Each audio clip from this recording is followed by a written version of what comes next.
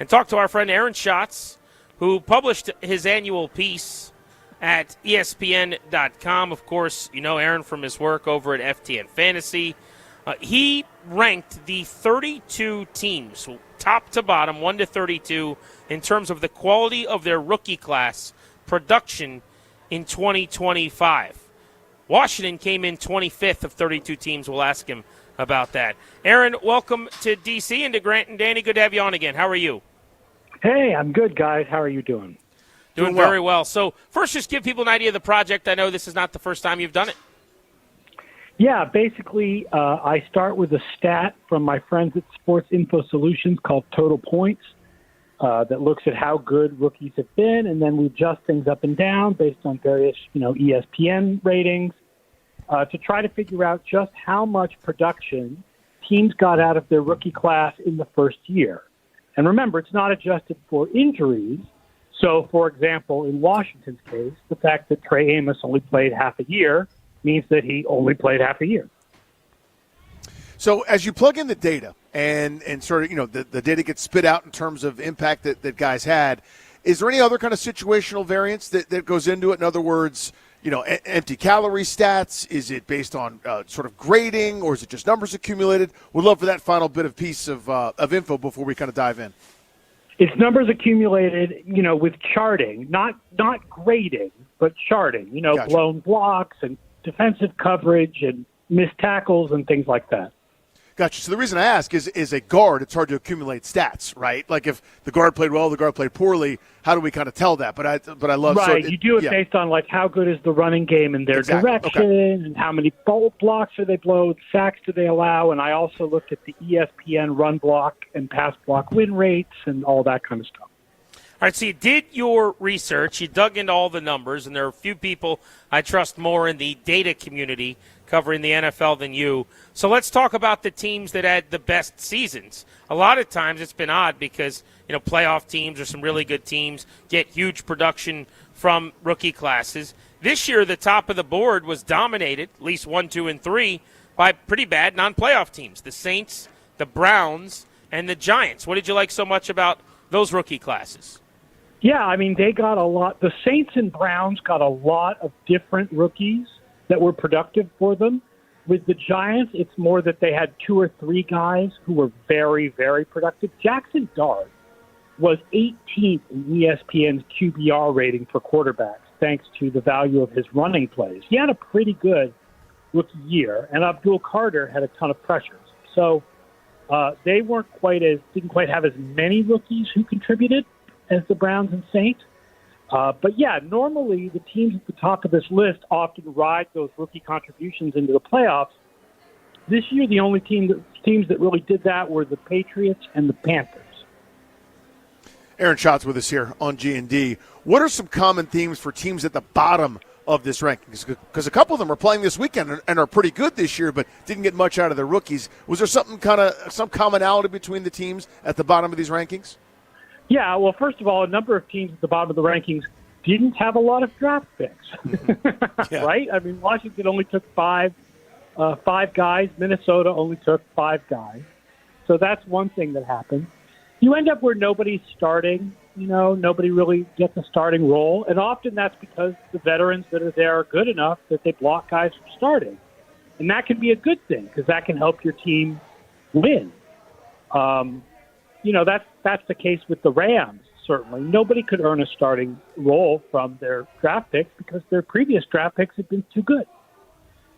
Aaron Schatz, ESPN.com is where you can find this story. He ranked every single rookie draft class 1 to 32. Washington came in at 25th. So if we're diving into the Commanders, notably statistically, Ja'Cory Krosky-Merritt, who I believe ended up leading all rookie running backs in rushing touchdowns, had some huge games for Washington, ended up being a key contributor. They got almost nothing out of their 6th-rounder, Kane Medrano, who mostly just played teams. They did get 2 punt return touchdowns from Jalen Lane, the 4th-round receiver from Virginia Tech. You mentioned the Amos injury, and then Josh Connerly was up and down. We feel good about him long-term, but it wasn't exactly a great rookie season at tackle. What do you see when you start punching the numbers in on them? What would you add to some of the editorializing I just did? Yeah, Krosky Merritt was not as efficient as you would think when you say 8 touchdowns. Right, he scored a lot of touchdowns, but he wasn't as efficient as a rookie as like Trevion Henderson was. He didn't have the receiving value of an R.J. Harvey. I mean, he got good value for a 7th-round pick, certainly, but he wasn't one of the top 2 or 3 running backs in the rookie class. Connerly, like you said, promised for the future, but he was below average in ESPN's block rates. And Amos looked good, but only started 8 games.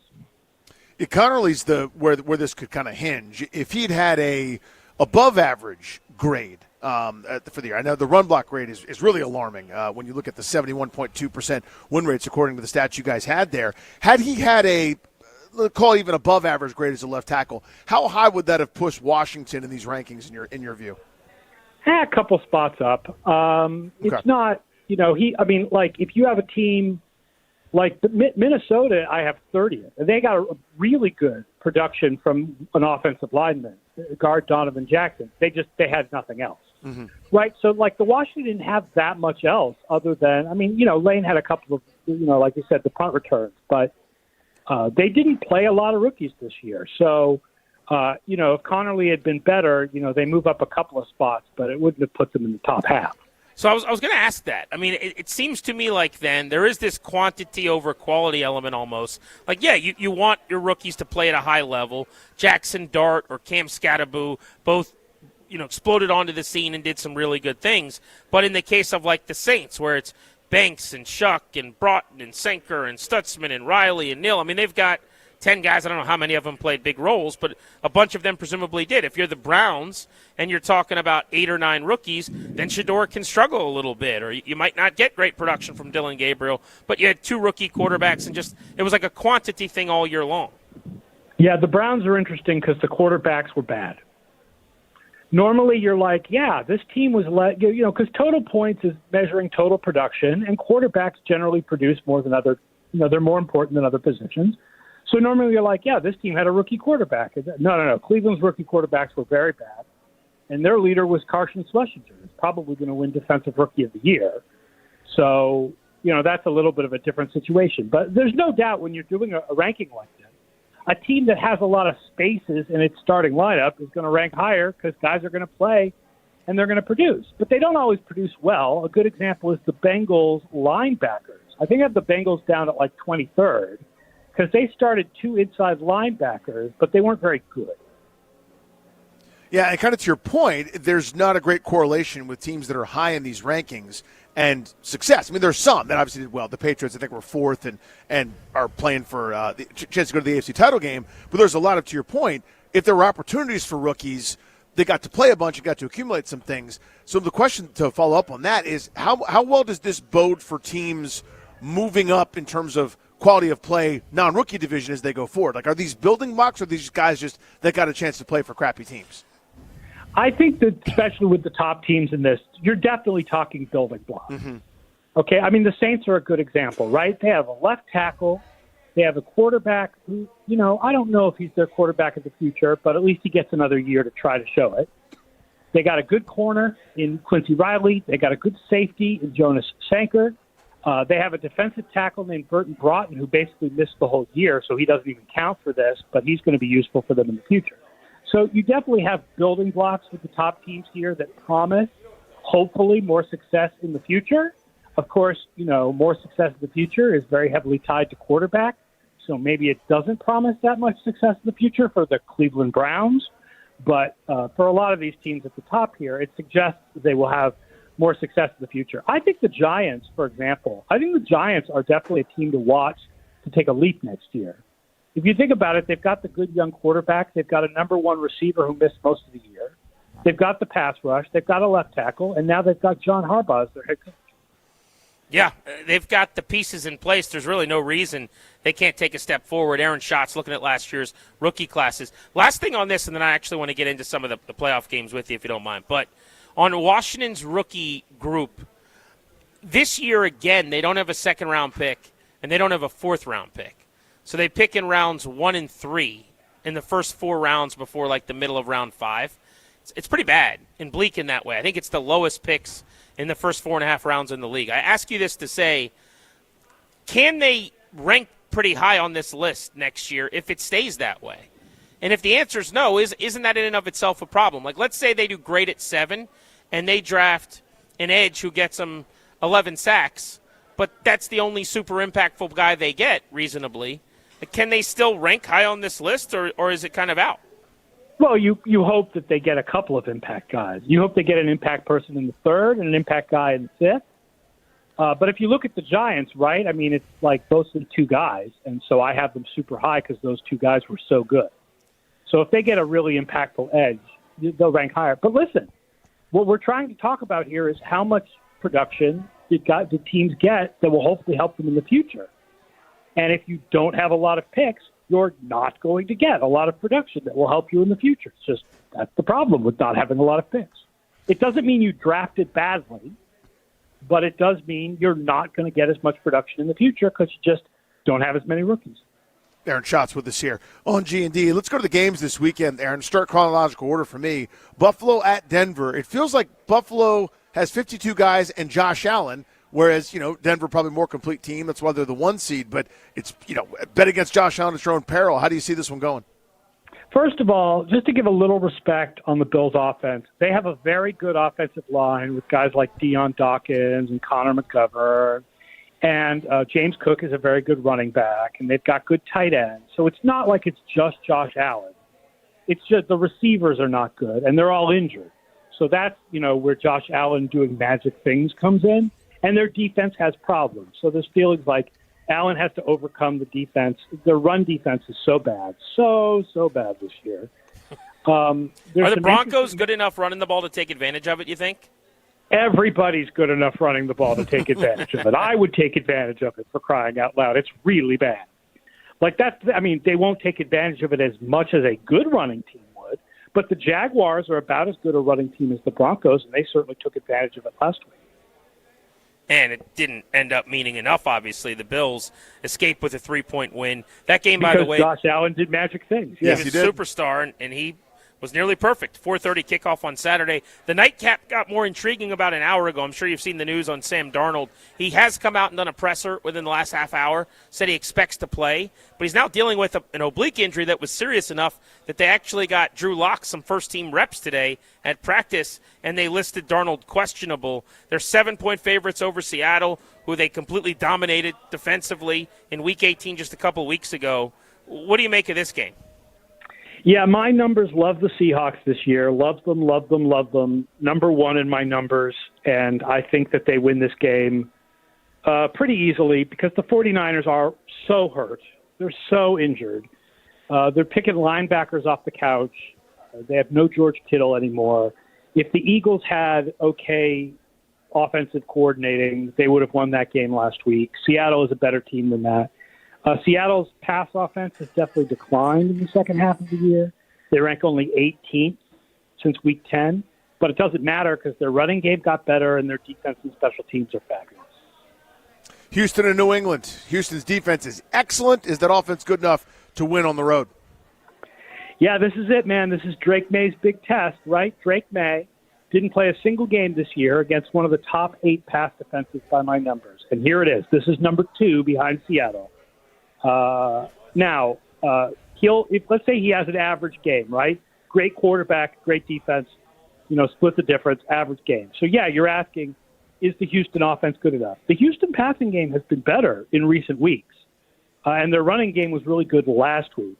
But that was the best game for their running in a long time, and the passing game is probably going to be without Nico Collins. And the Patriots' pass defense has gotten better over the last few weeks, and Christian Gonzalez, who, like Nico Collins, has a concussion, probably will play in this game. So I think the Patriots have a little bit of an edge, but you definitely can see the Texans winning because their defense is so good, and we just have never seen Drake May against a defense this good. So it sounds like you are not surprised the Patriots are narrow favorites in this game. No, I'm not surprised that they're narrow favorites because it's narrow, right? They're, 2.5 I think it was 2, yeah. Favorites. Yeah. If you give 2 points for home field advantage, that means that, Vegas sees them as very, very slightly better than the Texans, and that sounds about right to me. odd question. I heard someone do this on the radio years ago, and I'm putting you on the spot, and I don't know how much you've even delved into this. But how is a betting line established in terms of like numbers and value? I know that home field advantage is worth something. It used to be 3, now it's like 2. But are there other numbers like that? Like home field is worth 2, that something else is worth something? If I was to say to you before the odds came out, set the odds for this, like how do you even do that exercise from a numbers standpoint? The Vegas people, they have ratings that are very similar to mine. They do things very similar to me, and they figure out the strength of the teams, and then they account for injuries, and then that's how they set the line. Like, do you have your own line? Like, where you could do a permutation where basically, like, oh, this team would beat this team by this much, and that's my line? Could you do that on your own? Yeah, I don't quite do it quite like that, but, I mean, there are a lot of people who do advanced metrics that do it exactly like that. Right. Mine's a little bit more amorphous, I think, but the way in Vegas they have methods that are very close to mine, and they know about luck, and they know and they know about the importance of offense over defense, and that's why you end up with certain teams where maybe a team has a lesser record, but they're favored because that the Vegas people know that they've had bad luck this year. And let's end with Rams at Chicago. It's going to be freezing. How do you see that one going? Yeah, I mean, the Rams are the better team. Their defense has declined. Their pass defense has declined in recent weeks. And I think you do wonder about Stafford in the cold weather. Stafford has really only played one game in the last few years in below freezing weather, and he wasn't very good at it, but it was only one game. So I don't really know how much that teaches you. Their offense should do well. The Bears are weak against deep passes. Stafford is fabulous deep passing. There's both teams are strong running the ball, and both teams are weak against the run. So I think there'll be a good amount of running the ball in this game. So I think the Rams are properly favored. They were number 2 in my numbers this year. The Bears were closer to 10. Aaron Schatz, check out his work at ESPN.com. Aaron, thank you, buddy. We appreciate you as always. All right. Talk to you guys later.